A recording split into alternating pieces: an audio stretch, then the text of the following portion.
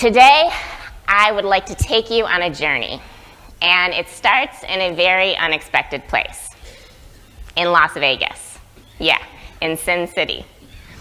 But the Vegas that you and I know, the one of the Strip, of the casinos, the lights, indulgence, there's a different side of Vegas that you probably have never seen. You see, underneath the Las Vegas Strip, there are 300 miles of flood channels, and the homeless live in them.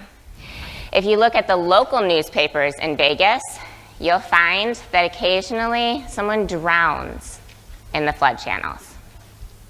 I first heard about these channels from a local news story written by a man named Matt O'Brien, a local journalist who went into the channels and befriended some of the homeless people. I couldn't understand why someone would choose to live underground. So I went to Vegas to see if Matt would take me into the tunnels. And he did. And I met a homeless man named Billy. Billy was a veteran. He served in the U.S. Army. He was homeless upon his return to the U.S., and he had been homeless for 20 years. Billy was sober. He didn't drink. He didn't do any drugs. Now, if you have ever had the desire to sit down with a homeless person and ask them honest, unfiltered questions, like, how much money do you really make holding that sign? And why have you never found a job? And how do people treat you? When's the last time you showered? If there was ever an opportunity to get those real answers, it was now. Billy allowed me to interview him. And at the end of his interview, I asked him a question. I said, if you could have anything in the world, what would you want? And his answer would probably surprise you. I'd like to play you a quick video of my time in Vegas, and at the end, you'll hear Billy's answer to my question. There are 300 miles of underground flood channels in Las Vegas, and hundreds of people live in these tunnels. I think it's the contrast, the gambling cathedrals of the Strip, and then right down here you have people living on a cardboard mat in this black and gray underworld. I've become good friends with a lot of the people down there. And Billy is among those. How you doing this morning? Good. How are you? I'm breathing. That's good. Breathing's I'm good. standing. He's just a funny guy. He's caring. He's honest. This is where I sleep. This is a cot. It ain't much, but it sure as does beat sleeping on the rocks. First night I was homeless, I wrapped up in bubble paper. I was freezing my ass off. At one time, the most I've ever went is 7 days with nothing to eat. I fought for you, and I got to stand here with a sign that says, so you'll give me something so I don't have to starve tonight or go dig in a damn dumpster.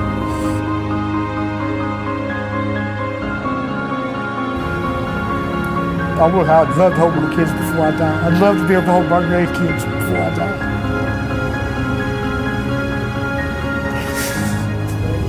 That's what I want. I would love to hold my kids before I die. I would love to hold my grandkids before I die. That's what I want. It gave me goosebumps. It still does today. And I realized that beneath the labels everyone puts on Billy, he's a man. He's a father. He's a human. Now today, each of you came into this room playing a specific role. Maybe you're a healthcare provider. Maybe you're a brain injury survivor. Maybe a caretaker, a therapist. But beneath that role, you are a human. And I'm here to talk to that human within you, same as the one within me and the one within Billy. My job is to travel the world and tell stories of the humanity within us.